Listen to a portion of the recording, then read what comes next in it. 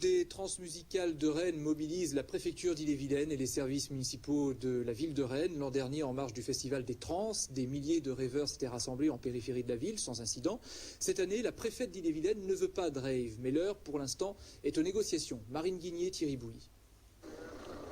À une dizaine de jours du Technival organisé en marge des transmusicales, les représentants du mouvement techno de l'Ouest tentent une nouvelle médiation.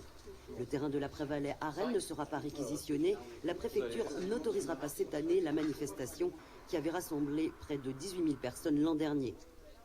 Au bout d'une heure de négociation, c'est le statu quo. On sait que de toute façon, il y a des gens qui vont venir sur Rennes, il y a des sound systems qui vont venir sur Rennes, il y a du public, beaucoup de public qui va venir sur Rennes. Et on ne sait pas qu'est-ce qui va se passer. Est-ce que l'État va choisir de déployer des centaines de CRS et faire perdre plein d'argent pour et puis effectivement risquer de créer des incidents et de créer des échauffourées. C'est ce qui nous inquiète, quoi, et c'est ce qui risque de se passer.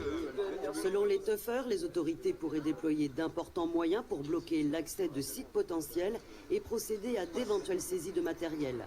Des mesures censées empêcher un rassemblement qui semble inévitable. Au niveau des Dessin du Monde, c'est les 3 missions REF, Paris, Nantes et Rennes qui vont se mobiliser.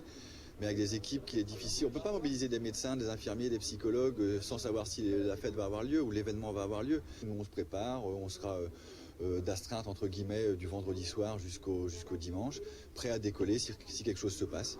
L'interdiction d'un rassemblement techno au Far West en juillet 2003 a laissé de bien mauvais souvenirs. Un jeune rêveur avait eu une main arrachée lors d'affrontements entre rêveurs et forces de l'ordre.